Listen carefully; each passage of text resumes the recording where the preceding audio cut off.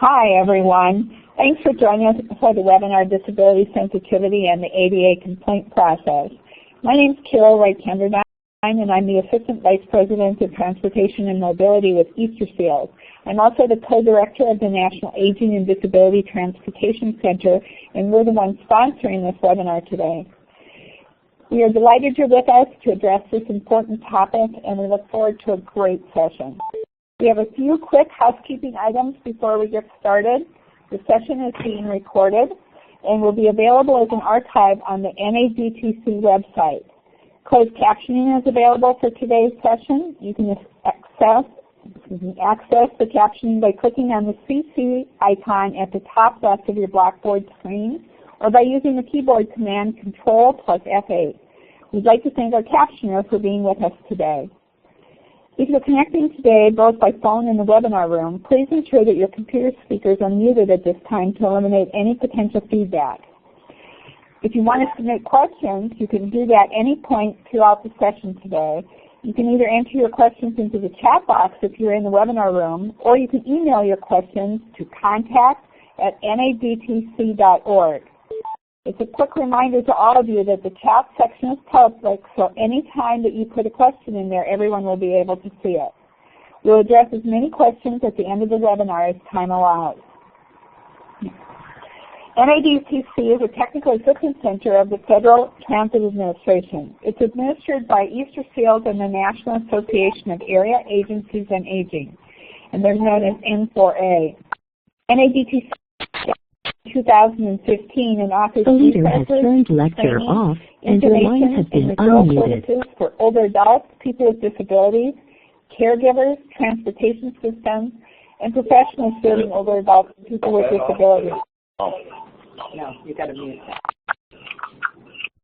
The leader has turned lecture on and your line will remain muted until the conference leader unmutes your line. Coordinator with NADTC in Easterfield. I'll let Ken provide a quick bio for himself, and so with that, it's my pleasure to turn this over to Ken Thompson. Hi, everybody, and welcome to this webinar. I just want to give a little bio about who I am. I've been at Easterfields for about 16 years, and I do all things ADA, or all things related to accessible transportation. And my background really is I came from a human service agency that ran the transportation program, and that's where I kind of got introduced into disability services and transportation at the same time. And prior to working in the disability area, I actually worked for a military contractor because I'd spent some time in the Navy. But my passion really is working for people with disabilities and in transportation. So welcome, and we really appreciate that you're here with us. All right, this webinar is called Disability Sensitivity and the Complaint Process. And as I started thinking about disability sensitivity, I've written some things about the complaint process for transportation organizations. I really saw that you can't really separate the two. They're interconnected. So if you have disability sensitivity, it's going to help your complaint process. So think of it as sensitivity, which results in quality service, and then you're responsive to people with disabilities and their needs, and through that you would have actually fewer complaints, and that's going to help you out. So our discussion here, I think today, and what I'm presenting is to kind of get you to think about sort of how sensitivity and the complaint process are interrelated. All right, when you think about disability sensitivity and customer service, of course you're thinking about your riders, number one, but you're also thinking about any ways to solve complaints, I call that complaint mitigation. And through all that, you reduce your liabilities and issues for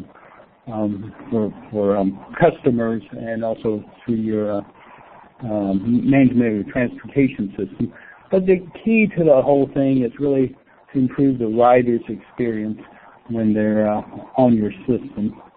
And if you have all these things kind of in place, it's going to help you operationally, meaning that you have fewer problems that can disrupt how you provide service, and also will help inform your drivers and other staff on what is required to provide good services to people with disabilities.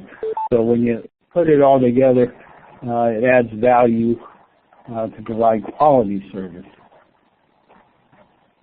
So disability sensitivity. The ADA, we got to think about, is really the base level for providing service. You never say, well, I just provide it to the bare minimum of the ADA. And, over the years, I've heard so many transit agencies and providers say, what do I have to do by minimum? What is the least I have to do? And when we hear that, we like to say, let's try to rethink what you're saying. And you want to think about how can we provide the best service to have a quality experience for your customer. So rather than thinking about providing the minimum, think about what's the best for your customer in the way that service is provided. So, work for that higher level. We call that higher achievement. Work for going beyond the ADA. And number one, think about what is the experience of your customer. So as far as disability sensitivity, think about it as understanding the obvious for people with disabilities. People have some needs. They need some sort of assistance, possibly. Some people with disabilities prefer not to have a lot of assistance, but you got to kind of know your people and kind of work from each individual as to what their needs are. And with that, I always say, make no assumptions. Each person is unique, and the key to all that is always interact with respect, no matter what the issue is. All right, words matter. I kind of put this a little earlier on than I thought when I first was looking at it. I said, let's just go right to the words and think about it. And the words I have here, as far as words matter, these are the kind of old words that we hear, and we still hear sometimes. It's like, what not to say. I was listening to the radio last week, and a local radio station mentioned about a person who was wheelchair bound and is still in the media. And I first thought was I got right to that radio station and say, hey, there's some better language. And also a phrase we hear often is confined to a wheelchair. We also hear a lot of times handicapped, which is still around in a lot of different places, and I see a lot on signage. And we also hear other words like mentally ill, retarded, and dumb, spastic, cripple, special. And I guess, for most people, I don't need to get too far in detail, but those are the old words that we still hear. So I picked out some of the things I keep hearing from people this far in. Some other phrases, and these are sort of words you want to think about rather than those other words. Think about someone who has a vision disability, may have limited vision. Somebody might be a person that has a service animal or use a service animal.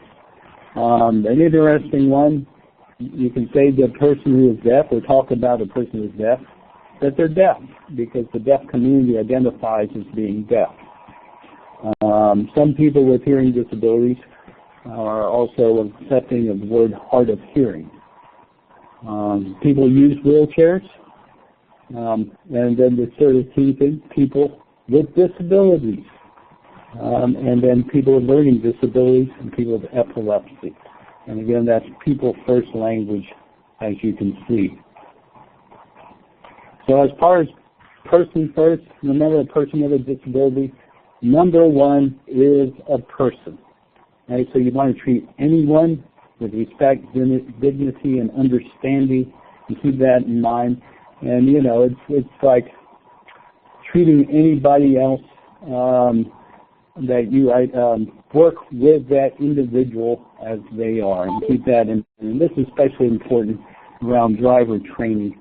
And what we try to say is, when you do driver's training, include people with disabilities in the training and develop a dialogue with individuals with disabilities as to what they want in the provision of service. How do they want to be treated and respected? And you'll hear a lot that can be really helpful and eye-opening to some people. And the other thing we like to say is, if somebody needs assistance, don't assume they need it. Ask if they need assistance. Also ask if more information is needed from a person. They may not understand your question. If they seem like they don't understand, ask if more is needed, and that can really, really go a long way to helping to understand. I'd like to tell a story about, I used to have a person that worked in our transportation system who would ride, and she was very independent, and she was an older woman with some severe disabilities, and she had 2 canes. And if someone asked her, can I help with your cane, or can I help you up the steps, she would always say, no, I figured this out myself. I'll do it my way. I don't need help from anybody. And it might take her a while, but she would climb up the steps on her van with no problem. And people would say, oh, I'll help you. Can I take that from you? She goes, no, I'll do it myself. And she did that for a number of years, but that was her preference. And she said, I've lived this long, I've figured this out, and I know what I need to do. All right, person first, like we said, offer help, don't impose it. A lot of times if we're offering help, people may assume that we're thinking they're helpless. And like I said about this other lady, she didn't want any help. So keep that in mind. Sometimes you'll see people saying, well, I'll push your wheelchair for you. Talk to the person first and decide if they want any kinds of assistance with pushing that wheelchair. And, you can't just assume that someone in a wheelchair wants some assistance. They may be going very slowly. They may be having a difficult time, but you may want to say, can I help you? Can I give you some kind of assistance? And wait for that response. I guess the big no-no would be to go ahead and just start pushing the chair without getting any kind of feedback from that person. And the other issue is, touching a person with disability without being asked. Be very careful. There are people that will say, don't touch me when you touch them if they don't ask. And you want to be really aware that some individuals really have a preference that they're not touched without their permission. And I'll keep that in mind as you work with people. Invisible, hidden disabilities.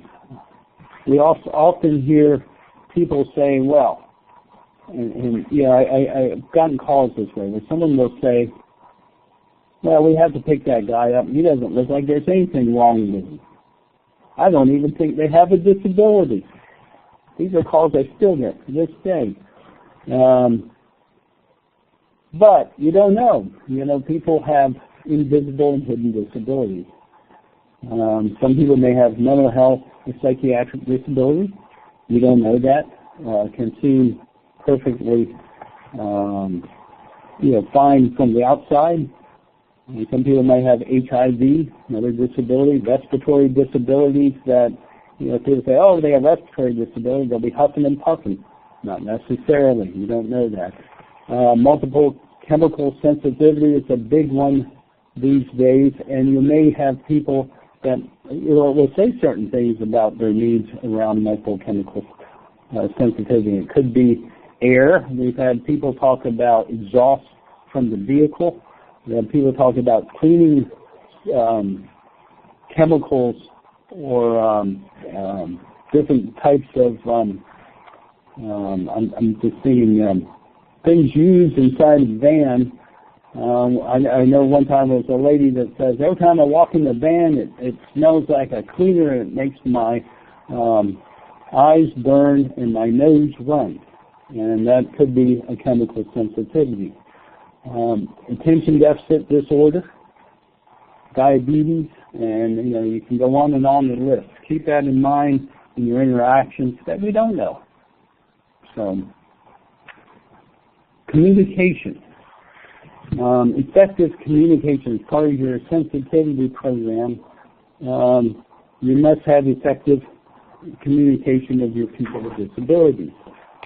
Any auxiliary aid or service required for a person who needs it, and that is determined by the complexity of the communication.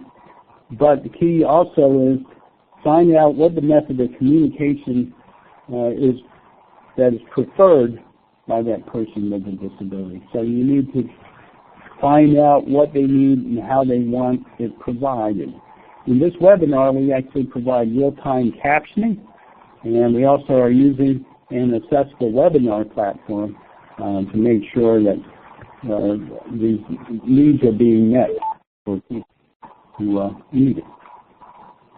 All right, with effective communication, when requested, provide information and communications in an accessible manner for people with disabilities. And that could be large print. A lot of people prefer large print in 16 point to 20 point. Some people prefer it in bold letters. And sans serif is font that is similar to the font we're using here, which means it doesn't have any additional curly cues or ends or stylized pieces on the letters, are pretty much fairly plain and clear to see. And that helps people with low vision as far as looking at the characters that are printed out. Some ways of communication can be handwritten notes instead of spoken word. There's a need. That's a simple way, works for some people. Write information in plain language sometimes is helpful, very clear with just main points listed. And then another way we may communicate with people is through electronic documents that might be formatted for a screen reader, which is a piece of equipment that can read letters on printed pages that might be in PDF or Word. And you should, if you're not sure, ask the person what format they would require the electronic document in that works with their screen reader. And then finally, a simple way is sometimes you may want to just sit down and read information to the person so they can hear it verbally if they're a non-reader, and that can be effective too.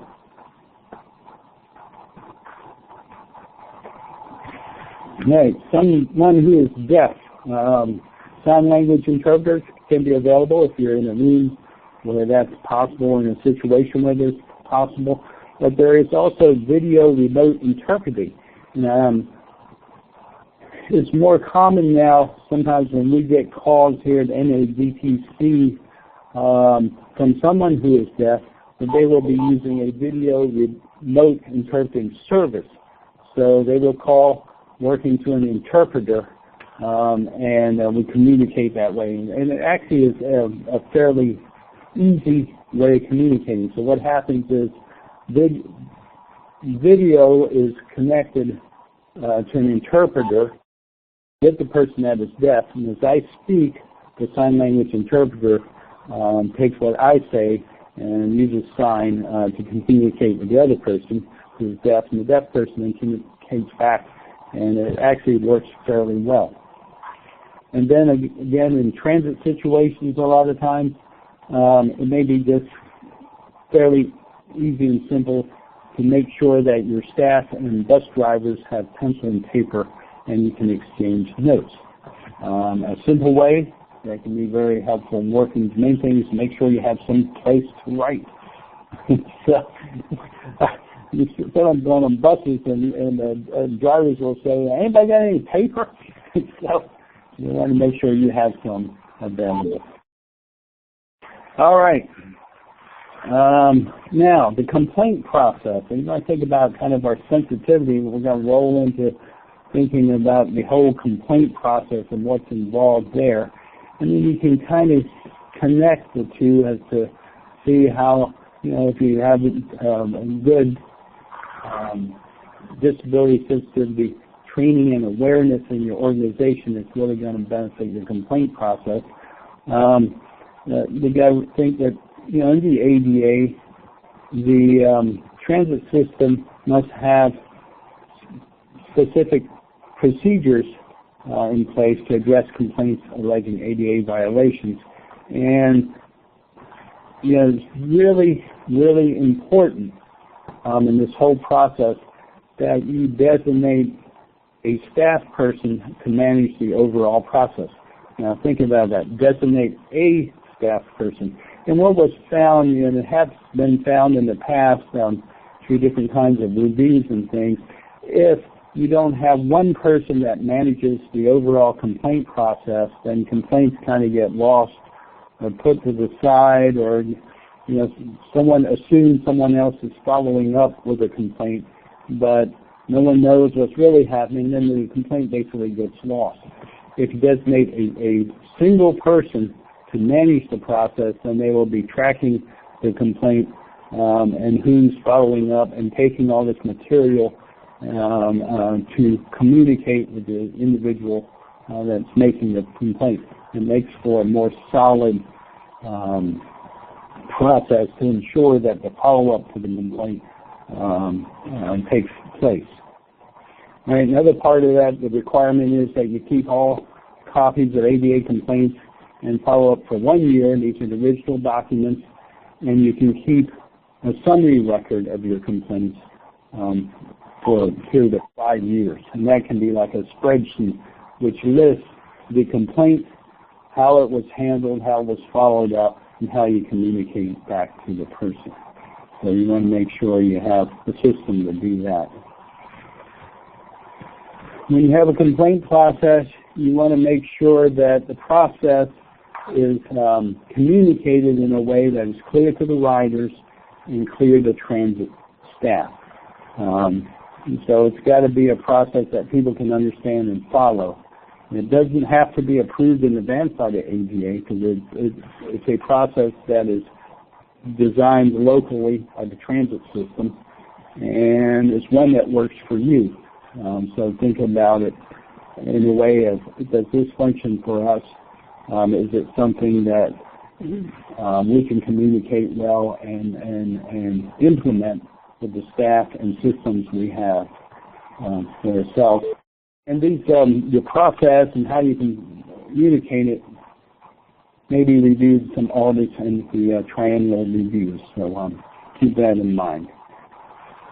Now the key to your complaint process is, if you want people to understand your complaint process in itself, you need to publicize that process to people as to how to fill out complaints.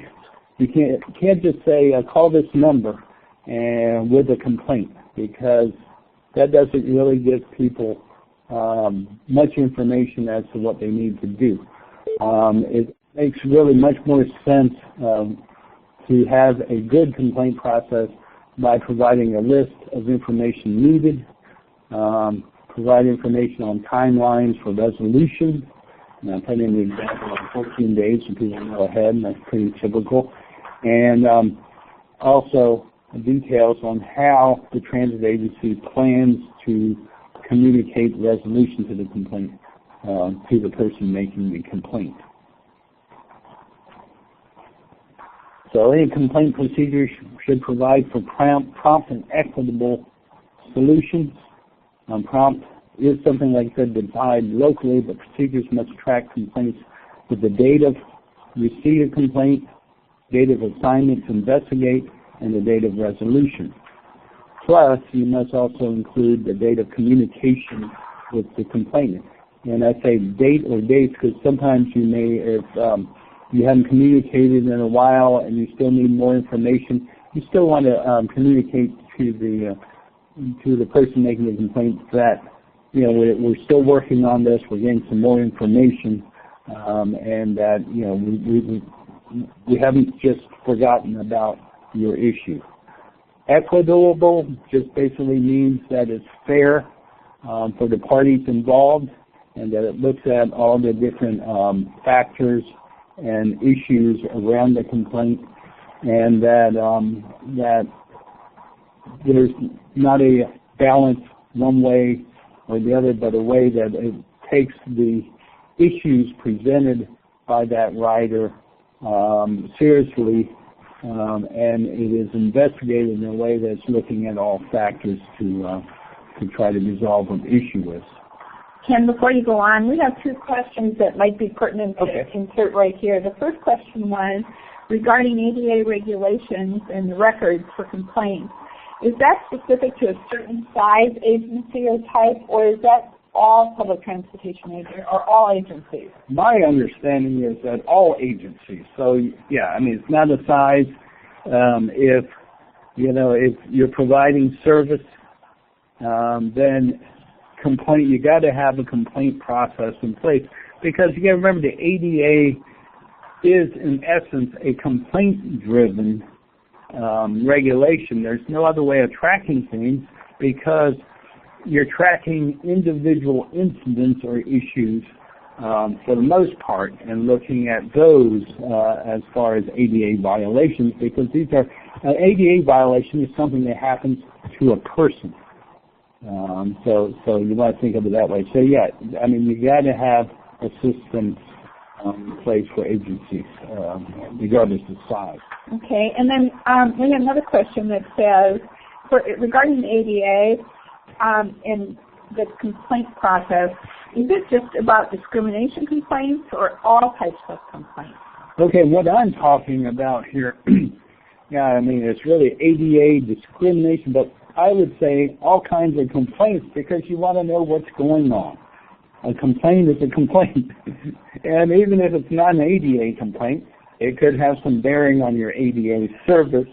It could be, you could just have a driver that some people think is rude, or you could say, oh, they're, the driver didn't stop when I was sitting at the bus stop.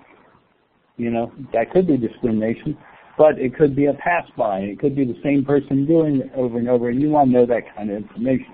There might be a pattern of one person doing it, over and over. So it's important to keep track of all the complaints, and that it could possibly be an ADA complaint without someone calling it an ADA complaint when they get a hold of you. Exactly, and that's also basically what we say is, a person doesn't necessarily even have to say it's an ADA complaint. Correct. So you're saying that they don't have to say it's an ADA complaint for you to have an ADA complaint lodged against you. Exactly. You need to be tracking all those complaints, because they could come back, and when someone investigates, they would find it to be an ADA compliance issue. Yeah, because the person sitting here, like say at the bus stop, the bus passes them by. They're not thinking of it as an ADA. Okay, I'm going to let you go on. We have some other questions, but I'm going to let you go on, and then we'll come back to me. A few more. Yeah. Okay. And then you want to think about, as we're saying, what are your information sources for your ADA complaint? Key is you communicate with the complainant and staff, and to get information. You also may want to look at telephone call recordings. If you have those, someone calls in for a complaint, or you get other information, or it could be sometimes if someone's scheduling trips, the telephone call recording could be where you're getting the information about, what the customer is complaining. If they feel like they stated something for a trip requirement and it wasn't provided, you can look at that recording.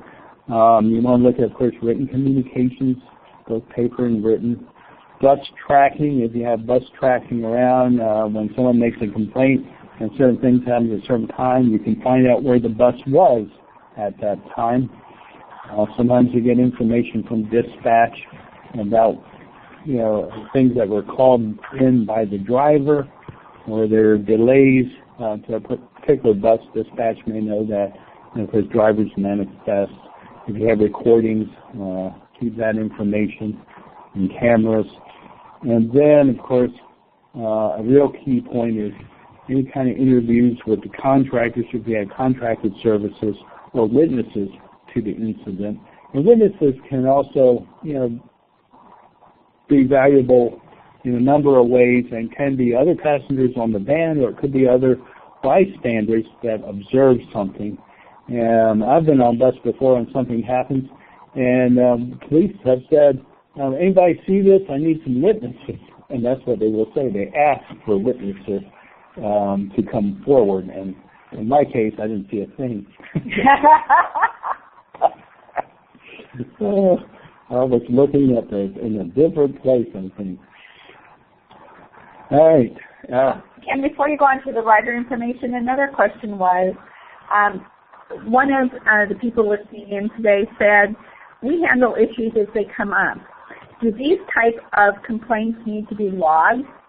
Yes, absolutely, because that's, I guess, the whole point even in this webinar is that you want to track all your complaints and all your comments. So yes, you want to log that information in, because that's going to show you if you have any kind of pattern, or like say in the ADA pattern or practice for an agency. But if you get certain things that happen over and over again, they're recurring, you want to kind of try to figure out why, number one.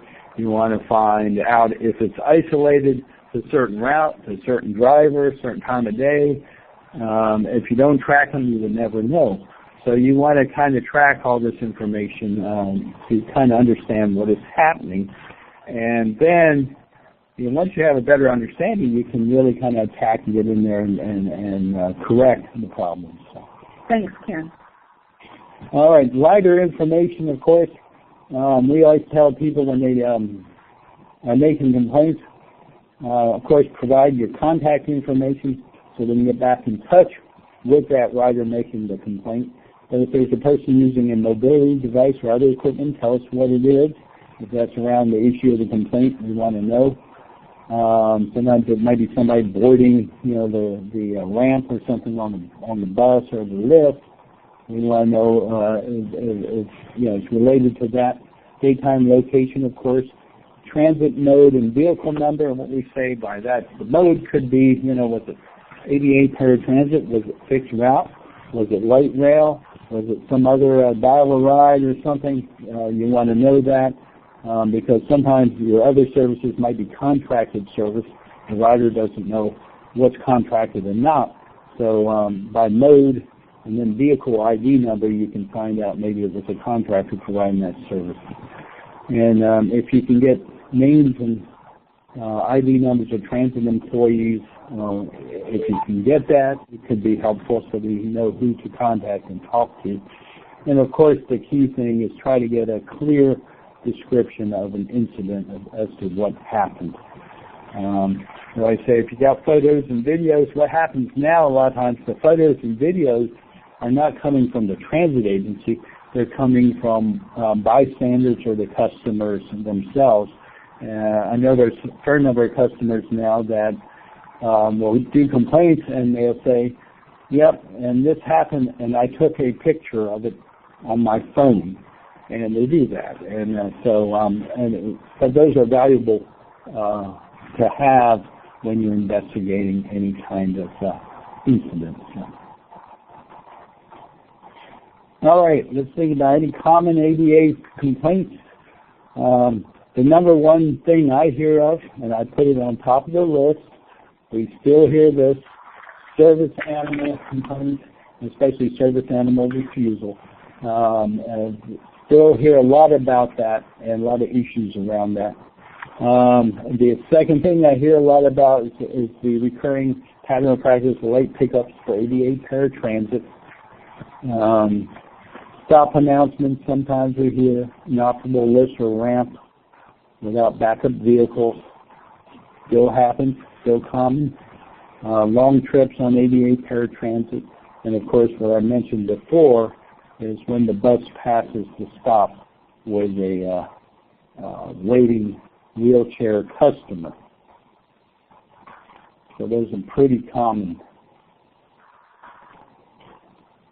And the other thing you want to keep in mind is that reasonable modification policy requests is something you're required to do, but the transit agencies must modify their policies to accommodate the needs of people with disabilities unless the modified policies result in undue burden or fundamental alteration of the program. People are going to make requests. The main thing is you want to try to see if you can fill that in any way, shape, or form. You don't take that lightly. You kind of take it like the complaint process. You might get information and figure out how you can make it happen. But somebody may have a complaint about the service or have an issue, and you may,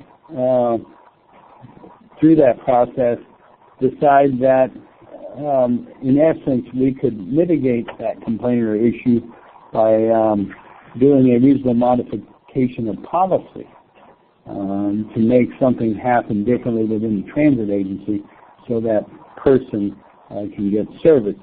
So those two things are actually interconnected. And so if you can think about your reasonable modification policy process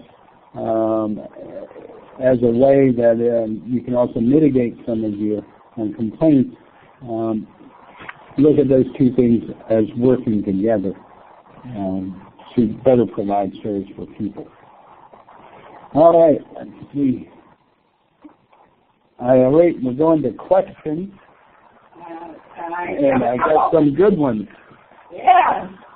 So, Ken, one of the first questions is, who's responsible for taking a complaint? So, if it's a city public transit, but the complaint is made to the county municipality, who should the complaint be forwarded to? The city, or how is it best to handle that complaint? All right, my thought, this is my thought, okay. But if you have a complaint first, it may go to the county. Yes, the county might be overseeing the transit system, or it might be a city, but ultimately the complaint is about the public transit system, and the transit system should have somebody in that transit system. It could be somebody in the city, but somebody has to be taking the role or job to take complaints. So the thinking is that it's whoever the complaint is directed to. Right. So it would go back to the first, the system. The system, rather than the broader county or the city, because they would have the facts as to what's going on. Would be better to investigate and look at the particulars around that complaint. And they would probably be the ones who could do something about the issue in the first place. Well, they could be. But, it makes, as we talk, it makes me think about some small communities where the ADA coordinator for a small town, I know some really small towns that run more dial-a-ride service, and the town ADA coordinator actually takes the complaints for the transit system. So, in that case, though, the role is that person taking the complaint, but their job is to take complaints for the transit system, but they would have to be working closely with the transit system on those complaints. And follow up. And follow up, yes. Well, this is one I know that we just had recently come up as a question, and so I think you'll appreciate this one. It says, one of our passengers says that a driver on a paratransit system asked her to have her comfort animal, or emotional support dog in this case, and this is an emotional support pet, not a service animal. The driver wants the service animal to sit on the floor, and she prefers that the animal has a place on the seat next to her where he can be safely strapped in. How should the system handle that, and what are some of the rules around those kinds of things, or suggested best practices?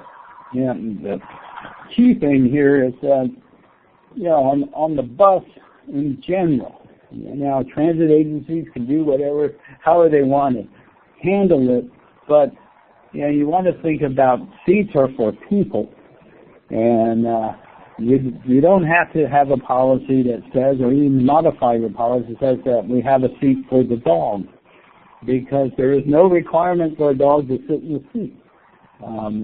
Keep in mind that the seat is for the paying customer, and they should be open and available for the customer.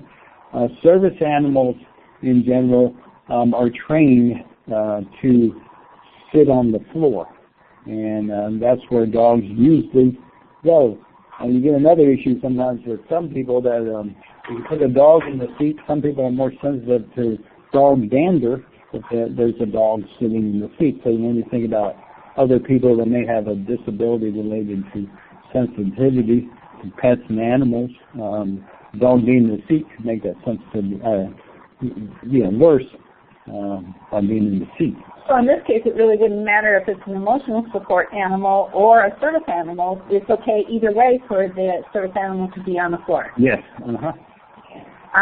We have another question that says, you mentioned that the process, complaint process, should be publicized.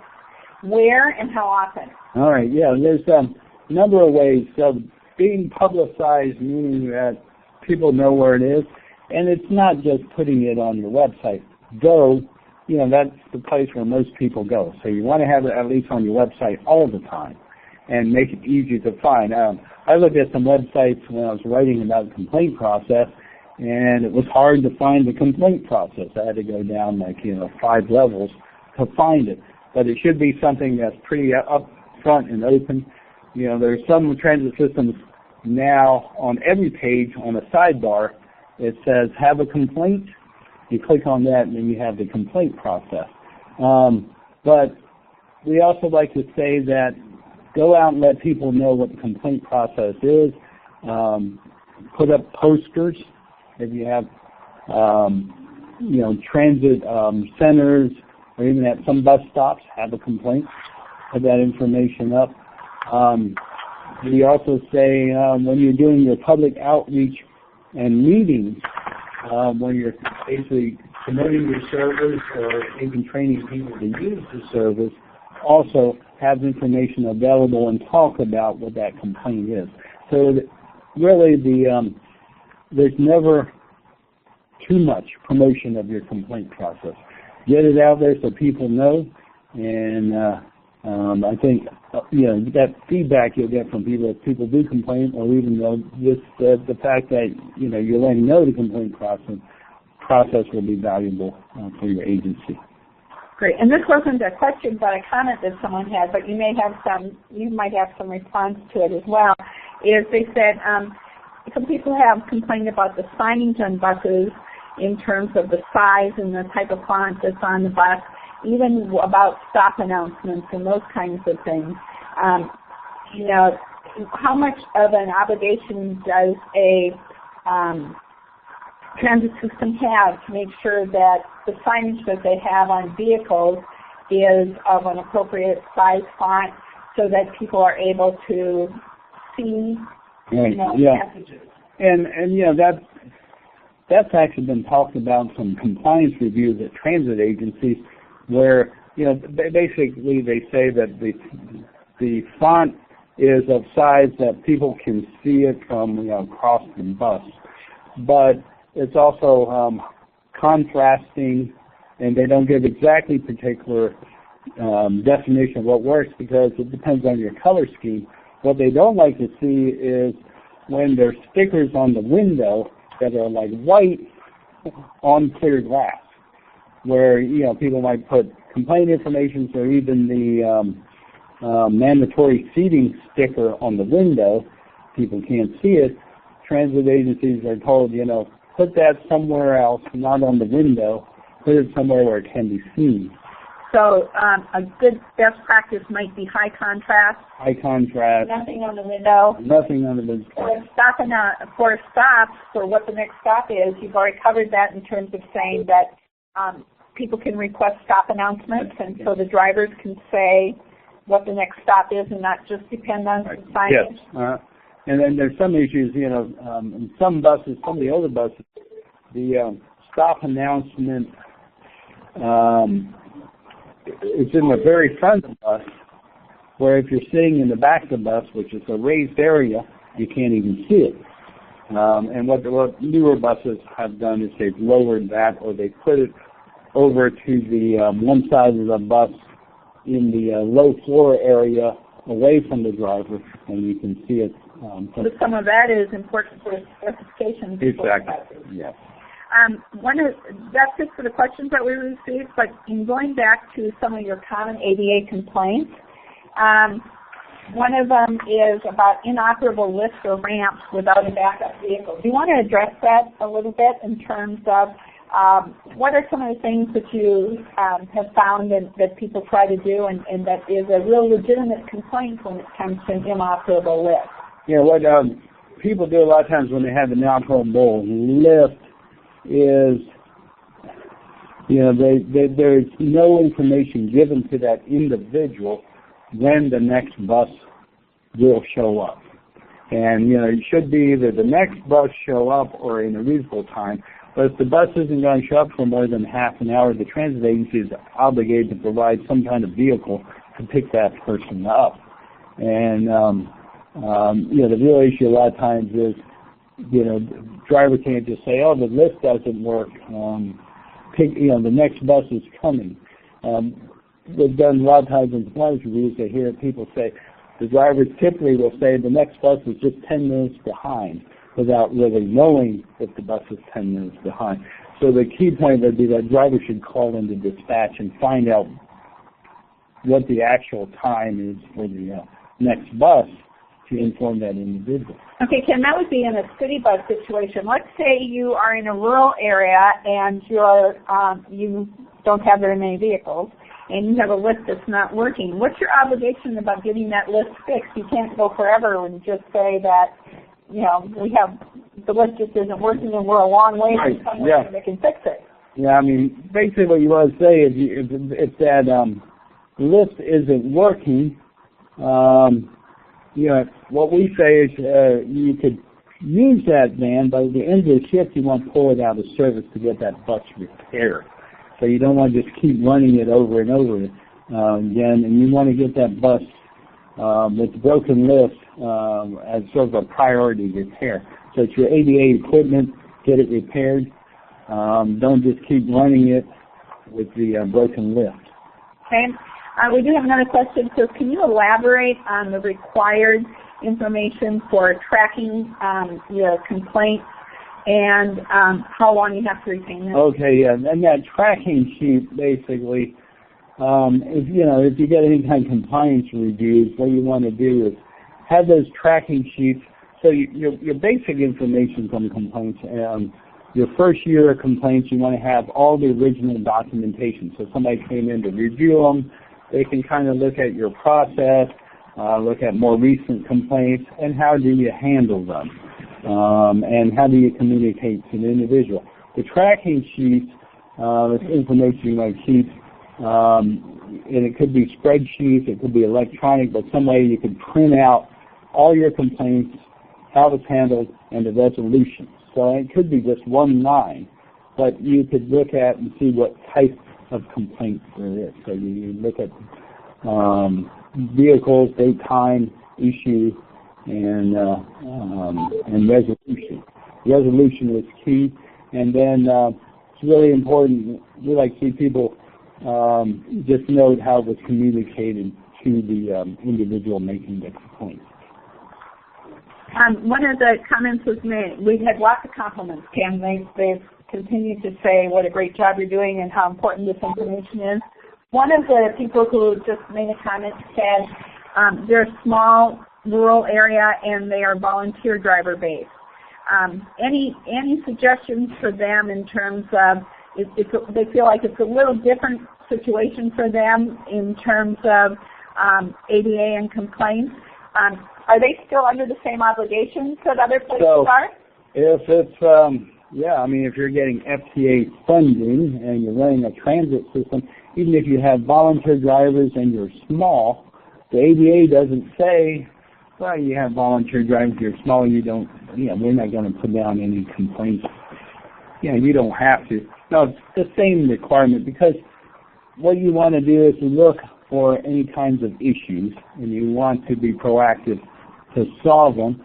But information you get from your drivers, no matter who they are, can give you information about how you provide service, and then you can look at any patterns or practice on things you're doing that could be problematic as far as providing service to people with disabilities. And so some of those complaints may relate to how the mobility device is secured, or it might be a timeliness issue for some of it. So I mean, there are certainly ADA issues whether you're in a rural area or you're in a because it's it's the same kind of thing. I mean, no matter where you are. So it could be a timeliness if your vehicle shows up late. Often you want to know why, when, who's driving, regardless. If someone doesn't know how to secure a mobility device or does not secure it properly, you want to know that. And that would become a training issue for that person, but it's a safety issue for the person in the mobility device. So even if you're rural, it really probably doesn't matter because the issues are still the same. Another person said that they lose a lot of the information about complaints because drivers know that they get in trouble if they report complaints that have happened. So if a driver has some of the information and it doesn't necessarily get passed on all the way through. Any suggestions that you might have when the complaint doesn't make it all the way to the top? Well, this is something, I guess they call it your organizational culture. Because what you want to do is you want to enforce the idea that complaint information is not a bad thing. Okay, it might be bad in that, somebody might not be doing something right for the person, but you're not going to be able to solve or find solutions to problems for a person or how you provide service without getting that information. And what you want to do is work with drivers and people within the agency to feel that it's their responsibility and that the agency will be open to complaints, so that providing complaints is not a reflection on the individual driver, and that complaints are just a normal part of providing service. And to provide good service, you got to know what's bad. So you got to kind of work through the problems to make your service better. Okay, Ken, we have two more questions. One says, there's been a lot of attention paid lately to service animals versus emotional support animals. Okay, is there a limit to the number of service animals a single person can board with?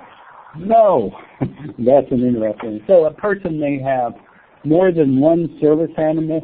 I've only seen this a few times, but I've seen people that have two animals. They have one animal that's a retriever dog, where this woman had a dog that would jump up into her backpack and retrieve items. And it was interesting because all she had to do was tap on the back of her chair, and that made the dog go in the backpack to pull out things. The backpack's open. And then she had another dog that was a seizure support dog that did something completely different that would just indicate to her if she's starting to have seizures to stop, to calm down, to go to another area. And she used both dogs together. And it was just kind of interesting to watch. So there is no restriction on the number of service animals. Do you want to go over the rule of what questions someone can ask about whether it's a service animal? Yep, all you can do is get two questions. Is this animal a service animal, number one, and is the animal trained to do specific tasks to assist a person with disability? Okay, and then another question was, can a transit agency use a consultant as the ADA designated person to address complaints? Yeah, I mean, you could. it doesn't run, you know, consultant would be like your staff person. You would just be paying for the consultant in a different way. And if you assign that consultant that role, and you have, you know, a clear contract with the consultant to provide certain administrative tasks to work through those complaints, to track them, to handle them, yeah, that's perfectly fine. It doesn't have to be necessarily directly an employee that you assign to someone whose role it is to handle the complaint. Okay, we have a comment versus a question, and that is regarding comfort or emotional support animals, and that they don't qualify as service animals under ADA, and therefore that organization is not required then to yes. honor having emotional support animals. That's correct. And the emotional support animal really is much more similar to a pet. And this question is, may an entity develop a boarding procedure to have a service animal board separately from the rider when boarding using a wheelchair lift? Yeah, I mean, there's a lot of discussion about that. In general, it's the individual with the service animal who kind of makes that call as to how the animal boards, because some animals, you don't know. The control or the animal is part of the individual with the disability. I mean, there are transit systems that I've spoken to in the past that say we're fearful that the service animal may get their toes caught in the lift. Well, it could be that little bridge plate or something falling down on the animal or in the mechanism itself. But in fact, the service animal and the individual go together, so they travel together as a matched pair, and it's really up to that. Now, if the individual says, oh, I don't mind, go ahead and take my service animal and board, I'll board separately. That could be the situation, but it's up to the individual. What if you had, I'm going to play the devil's advocate again, and what if you had a oversized electric mobility device and a large service dog, and both will not fit on the Now that's a grand question. And really, actually, if you have that, then you may have to look at that situation and say, it's sort of a reasonable modification policy on the spot. You could have the regular policy that the two travel together, but in a situation with a very large service animal where they don't fit, you could explain that to the individual and then have the animal board separately if it's okay with that individual. Here's a question that, we're getting lots of questions, Ken. Good, good. So, let me...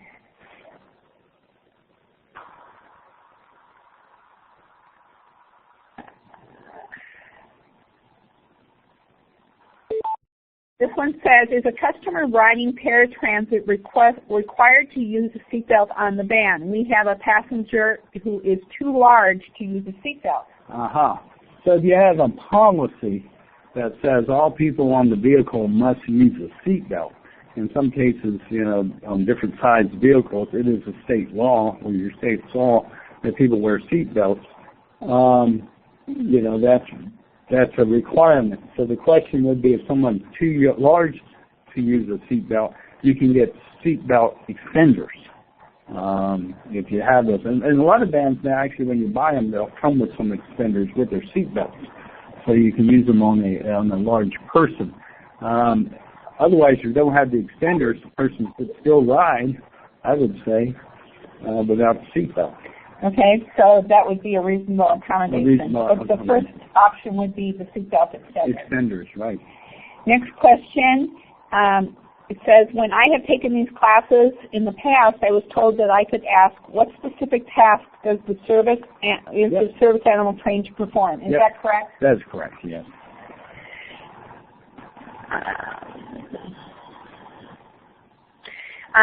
The other question was a follow-up that says, for boarding, if a service animal boards separate from the person who owns the animal, the service animal, then the driver would be required to take control of the animal. That's not something that some drivers will not do. Yep. Would they have that option? Well, that's a real question. It's a kind of a local policy, and there are some providers that tell me there is at no time drivers handling any service animal. And so, if that's your policy, that would be an agency policy, but it would need to be in writing and approved by the board. Yep, yes. Okay. Another question. I am exploring ways to connect persons with disabilities and age-friendly persons into transit services. There appears to be a giant gap of trust between paratransit users and local regional paratransit providers. I'm looking at ways to bridge that gap and build trust. Any suggestions? That might be beyond the scope of this. Yeah, it might be. We should have a big, long conversation, because it's really kind of, I think, really getting out with your disability community, your paratransit riders, the transit agencies, and getting everybody kind of in a room and developing some kind of rapport and trust. And it's going to take some time. So that one's a little beyond the scope of this particular webinar. Great question, yeah. great motivation to see if you can't make that work in your community, and that'd be something we'd be willing to talk to you about offline. Yep. But it probably is beyond the scope of this particular webinar. Another question is, so when a service animal isn't under the control of the passenger, is very dirty and unkempt, how should that be addressed? Right. Yeah, and this is fairly common. If it's not under the control, the service animal is not under control of the passenger, you could, if you can't get it under control, sometimes you have service animals that are roaming all around your van or your bus, and they're nipping at people or looking through people's bags. You could say to the person that the service animal can't ride. Or you could try to work with the person a little bit to see what could be done for the service animal to ride.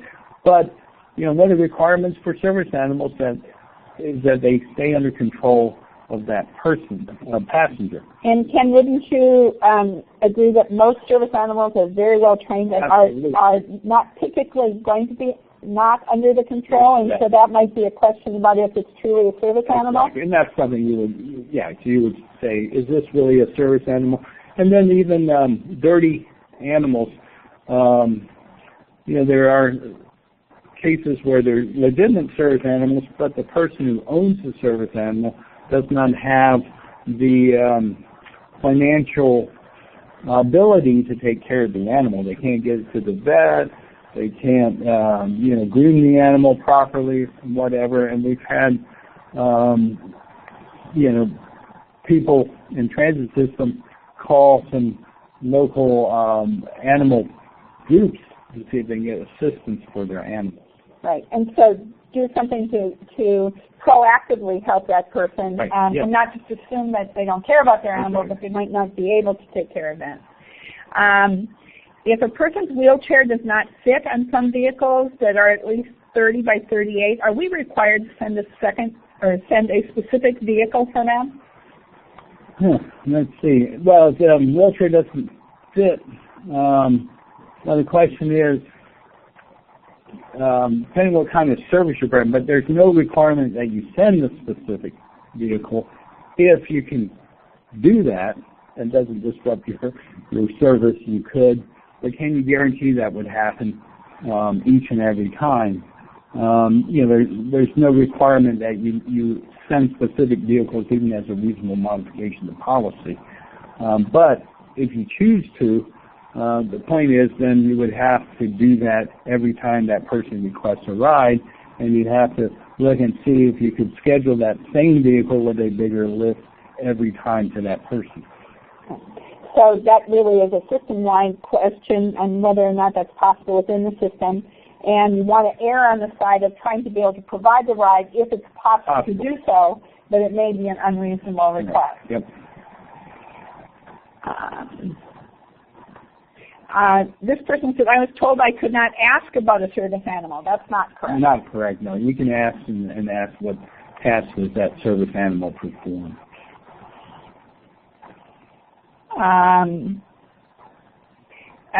This one is a suggestion for handling of the service animal would be to have the passenger provide a travel aid.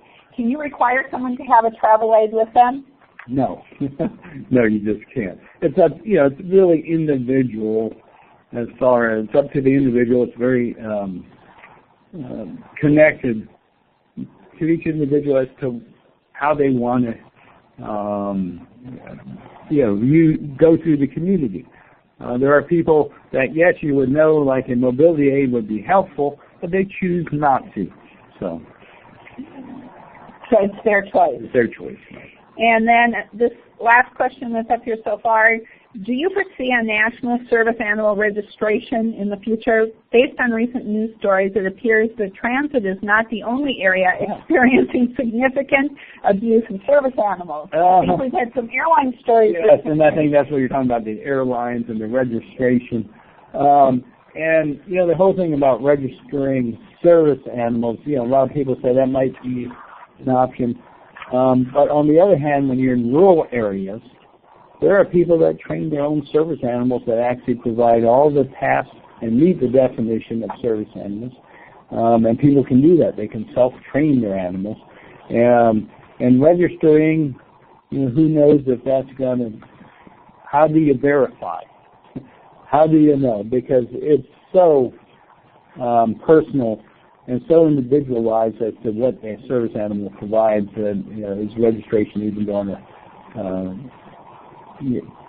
help these issues about identifying emotional support versus service animals versus pets.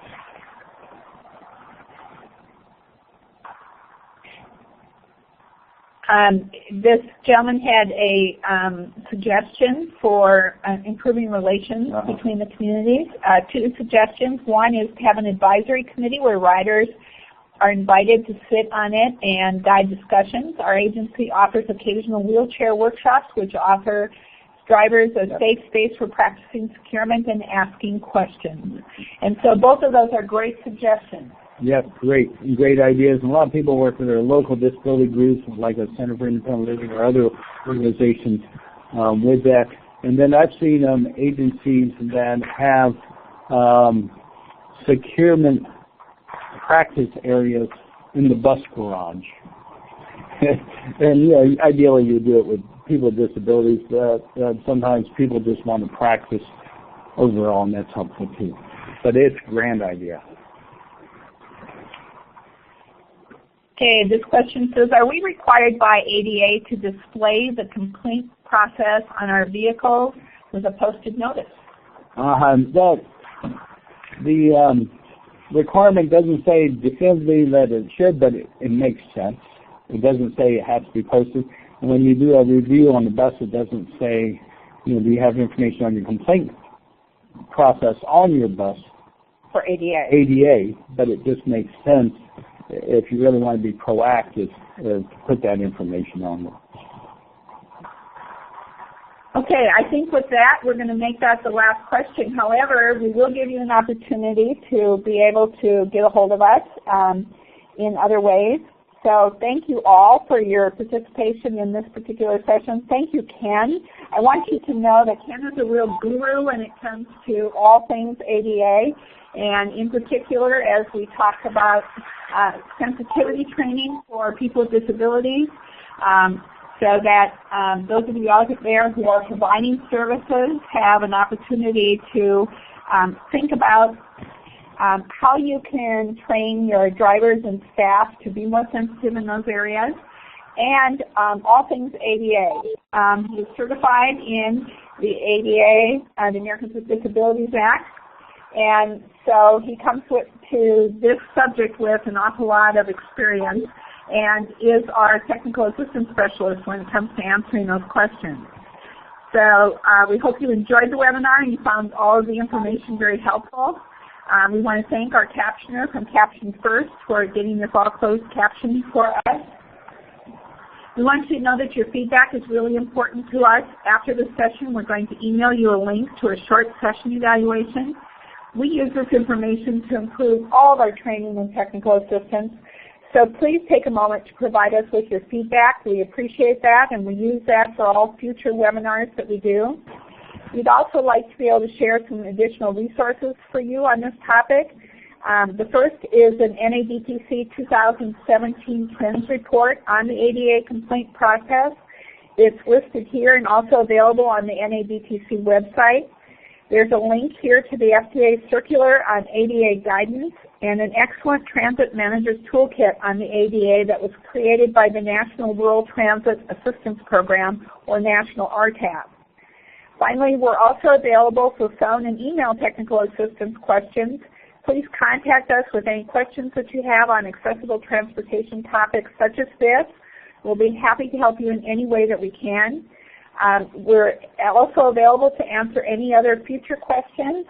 So if you can let us know if you have any other questions or any topics that you would like training on, please contact us and we'll be glad to look at doing topics for you that would be of interest. And if you go to the NADTC website, which is www.nadtc.org, we'd be really happy to have you find our resources there. You can sign up for our e-alerts, which tell you about trainings that are coming up, grant opportunities that are coming up, and other kinds of things that we're involved in.